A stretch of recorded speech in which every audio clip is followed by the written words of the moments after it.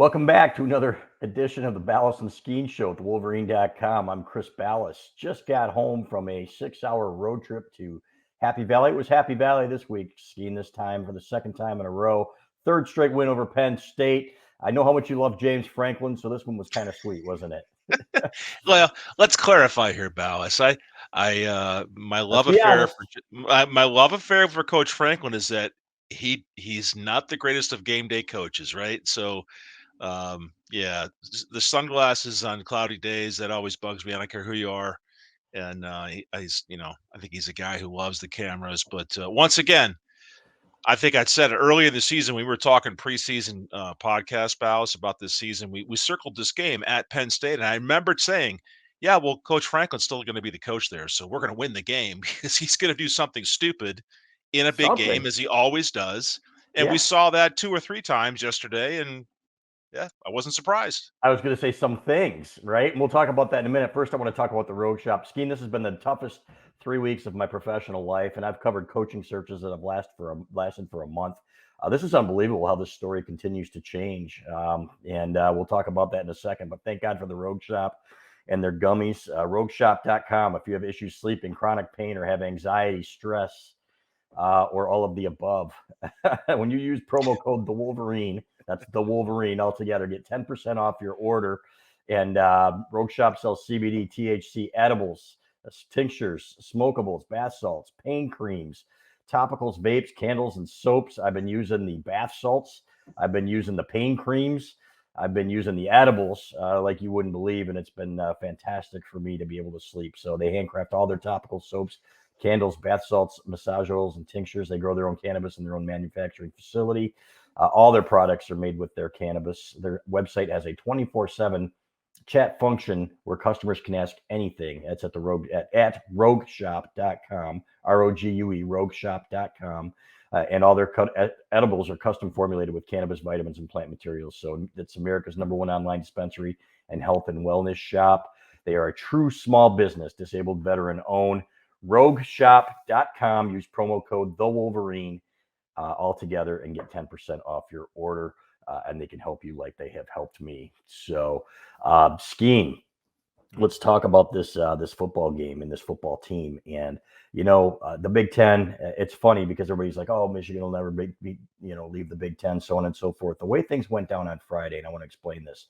Okay, we have sources in the president's office. We have sources in the administration who also the same thing. They felt really good when they filed this motion for injunction to allow a temporary restraining order to allow Jim Harbaugh to coach, that it was going to happen because there are two options there, right? It's either approved or it's denied. It's a temporary restraining order. It's not supposed to get bumped, which is exactly what this Judge Tim Connors do. Now, there are conflicting reports. Did it ever make it to Judge Carol Kunke? Because we had heard from the Michigan people on the Michigan side that, yes, she was the emergency judge. She was the one that was supposed to get it. People are saying it went from Connors in his court in Washtenaw County to Kunke and then back to Connors. Why it went back to Connors? Did it ever go to Kunke? These are things that we're still working on, but that's how we understand it. That's how John Bacon tweeted that he understood it. Regardless, this guy basically punted on it. And I got my phone blew up from texts from attorneys saying, "I've never seen this in my 44 years as an attorney. I've never seen this in my 40 years. That's not how TROs are supposed to work." So essentially, this judge took it and he said, "Okay, well, we'll make it a hearing instead of a TRO, and we'll do it next Friday." And Jim Harbaugh is on the sidelines. They do it on Veterans Day when the plane is in the air, and Jim Harbaugh gets off the plane and he has to wait and see if he can coach. And those kids, I'm sorry, but Michigan said it was unethical, and I have a hard time disagreeing with that. Unethical is the polite way of putting it, Yeah. Balas. I think that Ward Manuel, President Ono, and other people at Michigan's heads probably exploded with the timing of this. They did this intentionally. They obviously waited for a strategic moment when Coach Harbaugh was in a moment of lack of communication, being 30,000 feet in the air with his football team heading east. And the timing of it all, they had to have. It just makes no sense otherwise. They had to have done this with the intent of having exactly what happened, what they wanted to happen, which was the court system didn't work out properly and they didn't want him on the sideline. And that's what the Big Ten commissioner got. And so his intention was to harm this head coach and his football team and stick his chest out and punish a coach. and we can talk about the lack of due process and everything that Ward correctly outlined in his statement, which I thought was spot on. Hmm. It's Bush League stuff. It's unprecedented. It sets a whole new standard for everything going forward, and it's an absolute disaster. And in my opinion, lack of proper leadership by the place on the place of the Big Ten commissioner. And so now you've got a standard now going forward where you get a group of teams that are unhappy and they don't like a certain coach. They can make some accusations, and everybody's going to expect that that coach is going to get sat down until the evidence and the process plays out. It's the backwards way that we all know as the due process and the criminal justice system, right? Here in America, where you're supposed to be innocent until proven guilty. It seems like Coach Harbaugh has been judged and sentenced until anything else probably came along. So it's really low rent. And you talk about what's the possibility of Michigan leaving. I don't know what those possibilities are, Ballas. I suppose anything's possible at this point. What I do know is that permanent damage that's going to take years to get over damage between the relationship between the Big Ten Conference and the University of Michigan has happened. Yeah, and I believe, in speaking to the people in Michigan, they right now they're in it's Tony Petitti or it's us. Who do you want? Do you want somebody Mhm. that brings in a third of the revenue for the conference, or do you want this clown, with all due respect, who came over from MLB TV and I've talked to people who've worked with him in the past that have had very unflattering things to say about him. And let's be clear, um, Jim Delaney's fingerprints, in my opinion, are all over this too. He's one of his advisors. That's just my opinion, the way I see things, and the past dealings with Jim Delaney, who is the former Big Ten commissioner. And again, this is just my opinion. It certainly seems to be the case to me because there was an article about 3 months ago where Tony Petitti was talking about how much he leans on Jim Delaney for these things. This is an absolute travesty in terms of, okay, yeah, Michigan did some things wrong, right? We all know it's not the 20 points per game that all these idiot Big Ten coaches are saying it's worth, because they're still kicking the living shit out of teams, right? And really dominated Penn State for a good majority of that game. They were playing from behind, but it's the way they went about it that really rubs people the wrong way. I don't see how that relationship continues. Well, like I just said, the Yeah, relationships are all damaged, right? yeah. And so, what led up to this? Again, we've got a head football coach in Ann Arbor that doesn't necessarily have any interest in kissing your butt and making you feel good. He's interested in the guys around him, his coaches, his players, his family, as he's stated. And we have a president and an athletic director that have said, "Hey, we will absolutely cooperate. We'd just like due process here, the Hmm. fair way of doing this. And when the investigation plays itself out, if there's wrongdoing, we'll join you in disciplining our coaches." And but that for some reason that wasn't good enough for this commissioner and other people in power at the Big Ten level. And they decided to jump the shark here, and it's a pretty big shark that they jumped. And like you said, Michigan's power and presence within the Big Ten. I just think this is just an absolutely terrible move on part of the Big Ten, with one of its premier institutions within the league. How do you fix this going forward? I I don't don't think think you there do. is a fix going I forward. don't think so. I think it's Petiti or Michigan, and Michigan has actually. I've talked to people, and they said, you know what, we have options, man. What are they doing? And I think it was Brett McMurphy who said he talked to somebody in the industry, and he said he compared him to the Pac-12 commissioner, and of course, what's left of the Pac-12? You got two teams, and he Yeah. said, and I don't. He compared Petiti to him, and he said, I don't think he meant that in a flattering way. So Well, and I would say along those lines, right? I don't think you or me or anybody else here in our conversations has said, "Hey, we're apologizing and we're not saying that there's nothing wrong here." There mhm. may be. We just don't understand why all of a sudden the normal process called due process was absolutely dismissed here. This is the Yeah, part that doesn't make any sense. And they keep saying, "Well, we have enough evidence." Well, what is that? And right, where is the process? What happened to all the things that used to happen in the past? right. And so there's apparently just too much pressure from certain people to this Big Ten commissioner to let Michigan just be and let this thing work itself out in January, February, or March. That thought obviously wasn't attractive enough for them, so he had to do what he did on Friday there, which was just a great disservice to the University of Michigan and the coaching staff and the guys on that airplane and the relationship with our league and in our school with our league and the fans. It's just going to be nasty going forward indefinitely. Yeah, and they could present more evidence on Friday that changes everything. I want people to be very clear here Yeah. to people. Hey, if they come forward with some other stuff and they say, okay, But Evidence, they're Balas, right? right, Not right. somebody's saying Saying so, something not one some's exactly. accusations, but evidence. Right, exactly. And now, could that be somebody talking and saying something on the record, like somebody deposed and saying, "Okay, here's an affidavit about what a guy says happened," but then wouldn't you have a chance to rebut that? Mhm. That's the kind of stuff that I don't know. But have been talking to my lawyer friends, including a former head of the Michigan State Bar. We had dinner with him on Friday night, and he was lamenting the fact that it was in Washtenaw County Court rather than Eastern District Federal Court, and there has been some question there as to whether that was even an option for Michigan. So that's something else we're going to have to look into. But a couple of other people said that they have been in front of Judge Tim Connors recently. They don't. Nobody understands, how you punt on this or how it's even possible. Everybody said I could have lived with a denial of the TRO, and that hey, on some grounds, and that would have been fine. But to push it back to Friday, they said is unprecedented according to them, and we're going to get some more information on that and have an article on it on Monday. But they say it doesn't look good, frankly, for Jim Harbaugh in court on Friday, in their opinion. And of course, nobody knows. As one of my good friends, Jeff Schiller, said today, he's an attorney in Chicago. He's M Hoops one on our message board. He said that there are times that he thought it was a slam dunk and was led to believe it was a slam dunk, and that wasn't the case. And there are times he told his client, "We're done, you're screwed," and they won. So there's no really telling which way this is going to go. But the fact that it happens on Friday again, and we're doing this all over again the day before a game, just sucks. Let these, you know what? This is just not. This is just terrible timing. Yeah, there's no debating that, and I haven't heard or read anything, any statements Mm-hmm. from the commissioner of the Big Ten. He's just silent on this thing, and so it's I don't know what other way to put it, Ballas. And I'm not a lawyer, and I quite Mm-hmm. frankly, I don't really understand the way these injunctions and these restraining orders or work or the process or anything. I just think that the timing was intentional on behalf of the Big Ten. Mm-hmm. If they were going to do this, they could have done it days in advance or chose to do it later.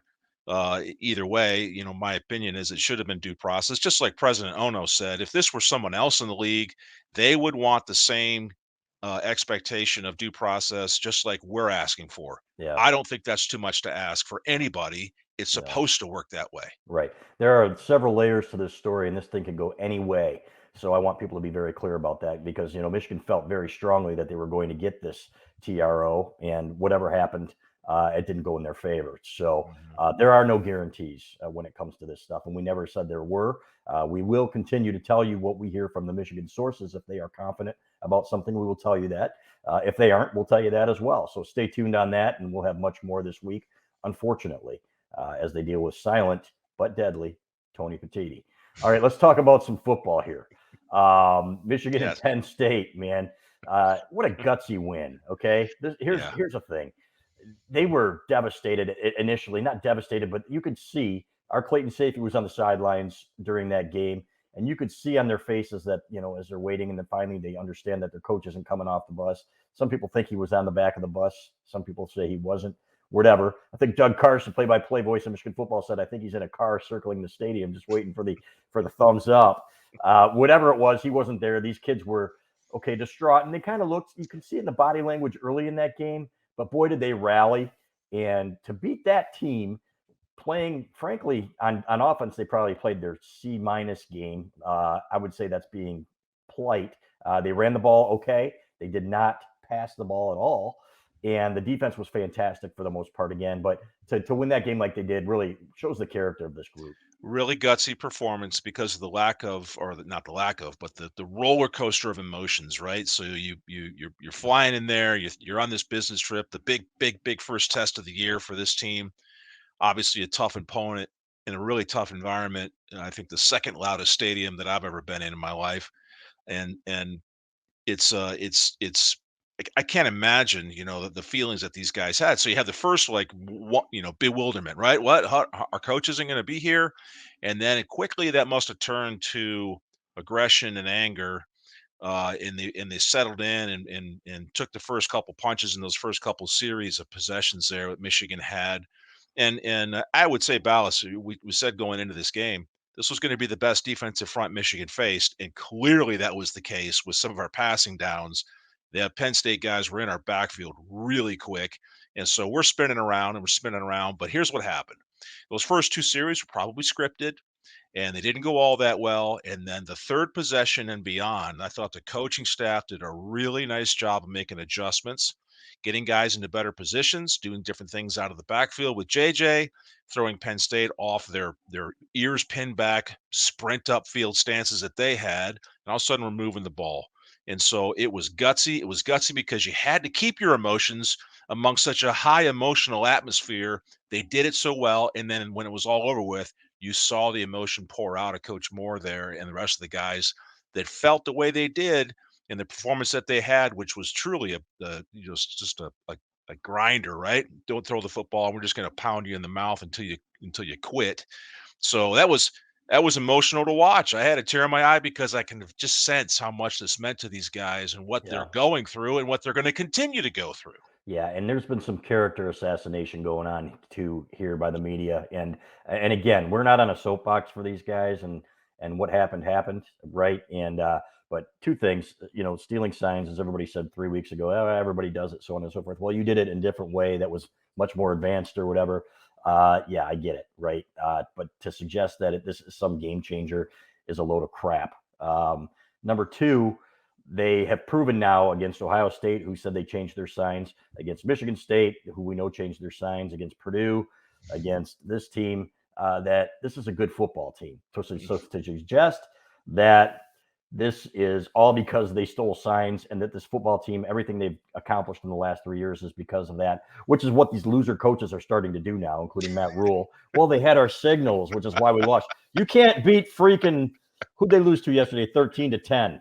I think it was Maryland. You can't beat Maryland. You lost to Maryland 13-10, who just gave up 51 points to Penn State a week ago. And you're sitting there talking about how it was signs. Give me a break. Get out of here with that crap. So there was a lot of character assassination going on. You got Blake Corum being lumped in with some kind of a business deal with Connor Stallion, so it must be nefarious.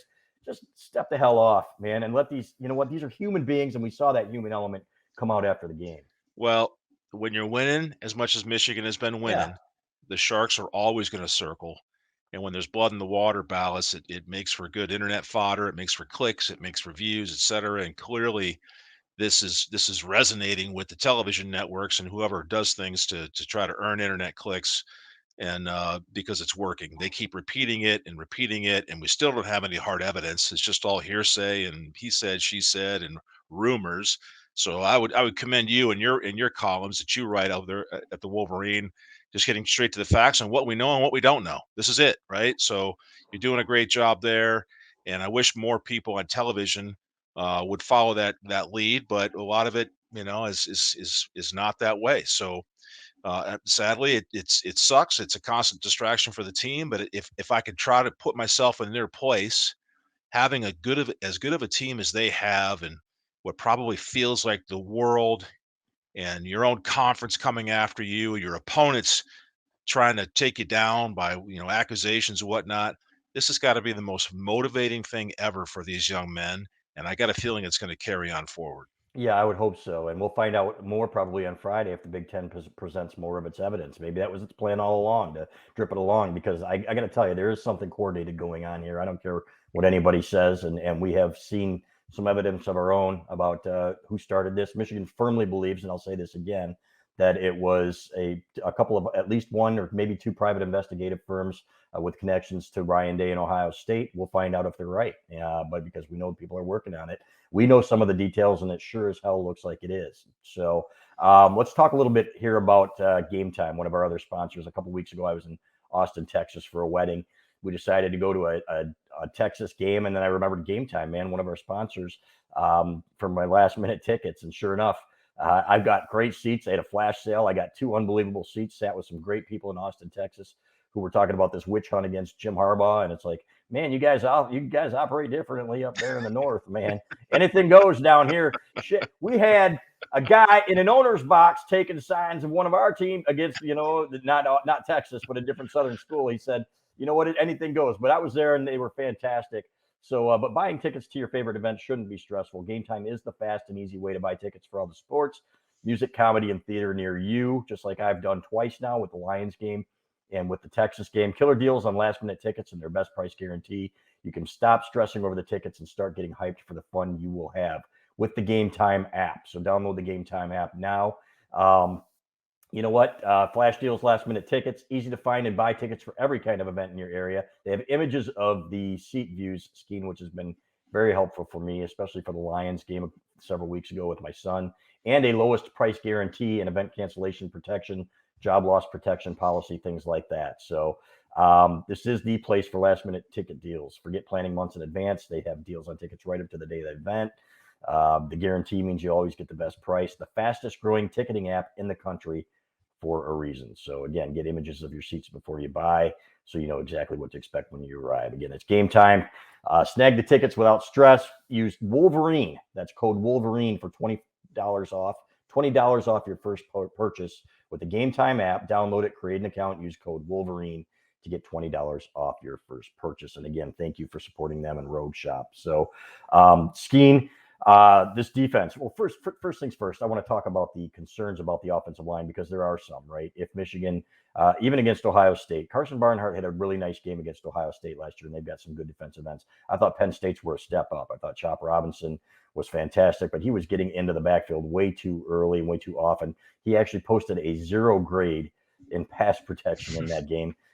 Granted, there were only 8 or 9 passes thrown. One was not counted because it was a pass interference call, but he's got to be better, man. That was and I don't understand why they didn't maybe give him a little help over there a little bit earlier. Maybe you can explain that. Well, I think early it was scripted, Balas. It doesn't surprise me. I think this coaching staff, like this, been going on for decades. You script your first 2 possessions. This is what we're going to do. This is what we're going to try to do. This is our game plan. And I think we saw that.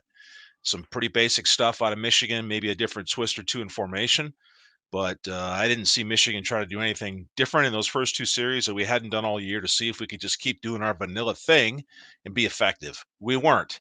And so the 2 defensive ends of Penn State were around our edge really fast. And Carson over there on the right against Chop, and the other young man, I think it was number 33, I can't remember his name, but he got out in his pass set and he had a decent pass set, but then when contact came, he bent at the waist. And if you're an offensive tackle and you're pass blocking and you bend at the waist and your nose gets out over your toes, you can't keep moving your feet. You're dead in the water. And a guy like Chop, who, by the way, is a first-round draft pick kid, is going to be around you in a second, and he was.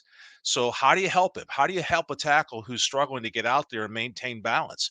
Well, you can slide the protection his way so that he can overset. In other words, feel confident enough, right? If the whole offensive line is sliding to his offensive right, then you have help to the inside. So if Carson knows he's got help to the inside, then he can get out there real fast to his right. And if Chop made an inside move, he could adjust, but he knows he's got a guard there to help. Well, that lends the next natural question. Well, what about the left side? If you slide to the right, what do you do with the left? Well, your back's going to go over that way, assuming there's no blitz coming, or you can leave a tight end over there, leave your H-back in over there. There's other things you can do to help offensive linemen slow down defensive ends.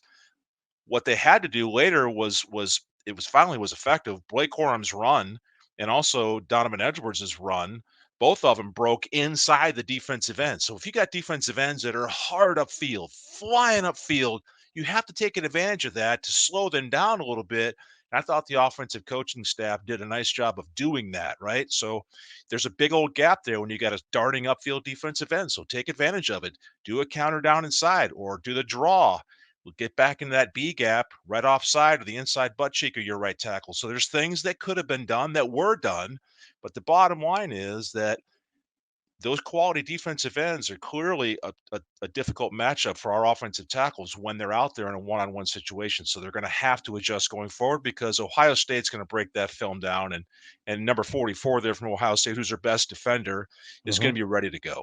Yeah, and if they get to Georgia or somebody like that in a championship game, it's going to be the same thing. So, and even in a semi game, you're going to have, and by the way, Carson in practice, by the way, Balas, you just got to practice keeping your posture. Yeah. When you get over on the edge and you go to impact, you just cannot, like I said, you just can't bend over and be dead on your feet. So he's got time to work on that still, but there's ways to fix it. Yeah. So the Donovan Edwards touchdown, and I think it was a third down play. Yep. And the Blake Corum touchdown, the 30-yarder. What was the result of that? Was that just straight 47G or whatever? Or what were they doing on those plays? No, I didn't see the 47G. I just thought that Blake and Donovan, the one Donovan made on the television going from left to right there, Donovan The blocks all front side were fit pretty good, and it was just a gap backside. He saw it, made the cut, and off he went. And once you get past the second level, you're not catching him.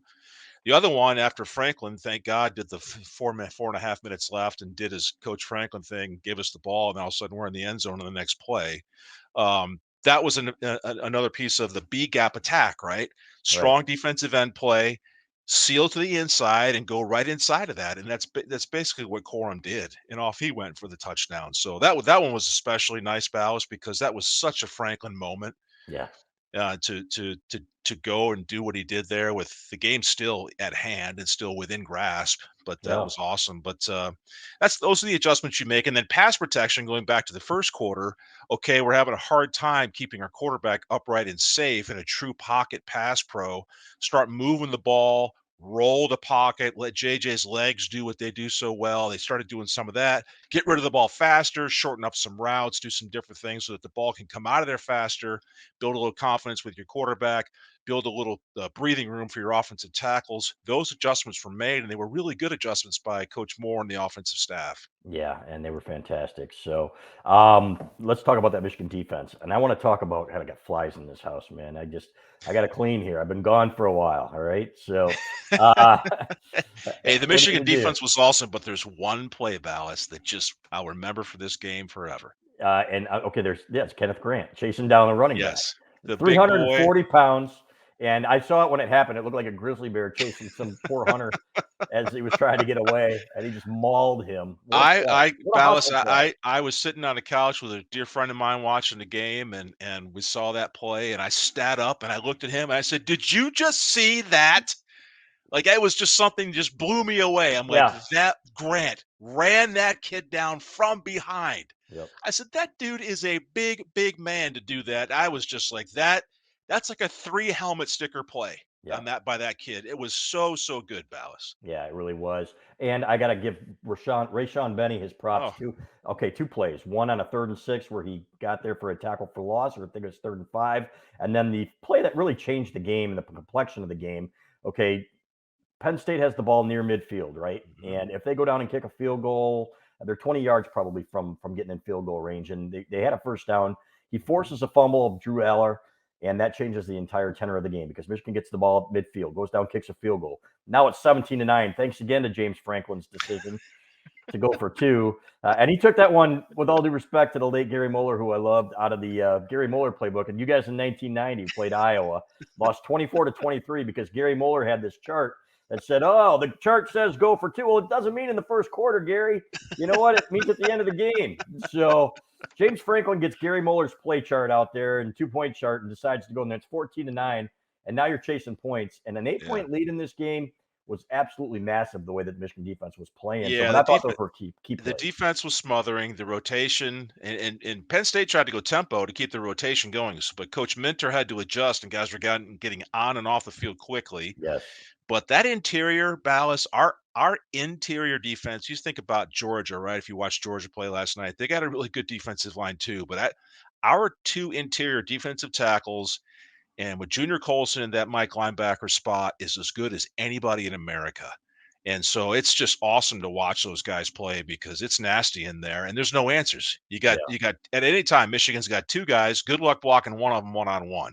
Yeah. And so when you got to the kind of athleticism that those big boys in the middle are showing too, boy, now you're talking about some really special dudes. And I would say that off the edge, we're doing all right. You know, Jenkins and McGregor off the edge and some other dudes in there. There's enough pressure. We don't have all the statistics that we always want with the flashy sacks. We're not dropping 4 or 5 sacks a game. We didn't do it yesterday. But the effectiveness and the pressure you provide on a quarterback is all that basically matters. Yeah. And so the defensive front is as good as advertised, and they were again that way yesterday. Can we, by the way, put to bed the notion that Drew Aller is anyway in the same solar system as JJ McCarthy? No, he's not. Because No, he's not. no, And both defenses were really, really good. And McCarthy did some things with his feet. Aller did a couple things with his feet, especially on one play. those aren't the With, same, no, Ballas. they're not. No, the No, two running quarterbacks, because I no. was like, okay, this is what Penn State's going to have for the next few Right. years. He's a good-looking kid, but in 2 Mm, more years, is he going to be as good of a runner as no, JJ is now? No. no. JJ just Or has more passer. God-given athleticism with his Yes, he feet does. than Yep. Aller does. Aller's more of an old school pro style kid who's being asked to run a little bit. But clearly, when you get a 6'5" guy who's not, all that, light on his feet, he's decent, but he ain't Yep. JJ on his feet. So that's going to be a tough road for that kid. They're going to have to cater that offense to get him some more help on the edge, which clearly they need, so he can get rid of that football and not be the runner that they're asking him to be. Yeah. But, hey, it's James Franklin. They might continue to do things that don't make a whole lot of sense out there. Yeah, the 4th and 6 from your own 30 and why he did not punt. You basically lost the game right there. Any Hey, chances hey, you had. and the one earlier Yeah. where he was going to go for it, Yeah. his coaches Yeah. talked him out of that, right? Absolutely. And if they punt inside the 5, and of course that was, Yep. was the right move. It was But the right move. yeah. And I just sat there. I'm like, well, here we go. Coach Yeah. Franklin doing really stupid football Yeah. things. And Now, yep. now a couple of those 4th downs on the one drive, they're down 14-3. I thought, okay, this is it, man. This really is, you kind of have to, because you're playing from behind here and you are chasing Michigan. You're in desperation mode. If they go down 3 scores to Michigan before the end of that first half, that game's probably over. So, but the 4th and 1 play where they sweep it, if they throw it back to the quarterback and Braden McGregor stays home, you look like an idiot. Fortunately for him, it worked. Well, that play, I Yeah. don't think Penn State had ran that all year. That Right. one they kept in the playbook and obviously Yep. had it ready to go. So good, good credit for the offensive staff Right. at Penn State. But boy, that head coach and some of the decisions, oh boy. And Yeah. the roasting that he got after the game was Yes. deserved. Yeah. And now I'm going to ask you about Mason Graham. I've never seen a guy get bullied and held more than this kid. And he's always seems to be asking. I mean, Hey, I get you're an offensive lineman, but for God's sake, a Dallas, bear hug? listen, Man, come on. the draw play where the quarterback ran up the Yes. gut, Mason Graham was flat out WWF takedown tackled. Yeah. And it was hard to see from the regular press box shot, but in the end zone, the left guard's arm is Yes. all the way around the backside, like Yes. grabbing on the 5 on the back of his jersey. Right. And when Mason goes to make a tackle, he can't because he's being eaten alive Right. by this 340-pound offensive guard. And you can see Mason gets tackled. The touchdown happens, and Mason's looking back at the white hat like, are you serious? You're not going to call this? Yeah. You can see it right there on film, and they didn't call it. As I told my buddy, I'm like, sometimes you get away with one, but that one was bad. Yeah, it really was. So, and coming from an offensive lineman, folks, it must be bad because this guy That is was like, bad. That was a bad yeah. hold. Yeah, if his hands were inside, Yeah. on the chest plate of the shoulder pads, Yep. I would have said, you know what, you got to get off the block, Mason. Yep. But the dude's arms were around the backside of him. That was Yeah. as blatant as a hold as you could possibly get. And yeah, it was bad. Watching that with the naked eye, were there any offensive linemen who stood out to you that played well? Well, I thought our guards played okay at Mhm. times, and I thought the center, the first couple series, Ballas, we keep going back to that because it wasn't pretty, and it looked like we were taking bullets from all directions. But I thought they settled in and they did all right considering the way that game started. So I don't know that how the grades. I don't break down the film and give grades and whatnot, but I thought that as a unit, they settled in and clearly were effective enough to rush for over 200 yards and settle in and adjust their pass protection to let JJ do what he did. And so collectively, I give them a B for the Mhm. atmosphere and the noise and Wow. everything else they played along with and the emotion and everything. I think they did a good job. I don't know that anybody really stood out in my mind as being outstanding, but as a unit, clearly they played well. Yep, and it was all or nothing in the running game, and they rushed for, I think, 170, 167 yards, if I'm not mistaken. And Yeah. so, you know what? It was good because they had the big plays. It was 4 or 5 big plays, really. Otherwise, it was a lot of Yeah. inefficiency again. 2, 3, 2, 1, 0, Yeah. -2. But then you'd have it was almost like a The Barry Sanders type of thing, Yeah, right? the reality is, and we were texting during the game and whatnot, that this offensive line is not as good as last year's No. offensive line. It's just the reality, but they're still pretty doggone good, right? Hmm. And so we're not going to kill them here for not being the most dominant O line in the United States, but they're still pretty doggone good. But our left tackle is not the same as Hayes was a year ago. And again, in the Penn State game, Hayes has struggled the last 2 years when he was in the Michigan uniform, giving up big sacks in the football game. Hmm. And so none of these guys have been perfect, but Nugent in center is good, but he's not Oluwatimi. And so, collectively as a unit, they're not super great, dominant, best offensive line in Michigan history, but they're still very, very effective, and I would say very, very good. Yeah, and it helps when you have a mobile quarterback back there as well. He's Doug Yes. Skene, Michigan's 5-time Big Ten champion. I'm Chris Balas. Thanks for watching the Balas and Skene Show. We'll be back next week and break some things down. And got Maryland coming up.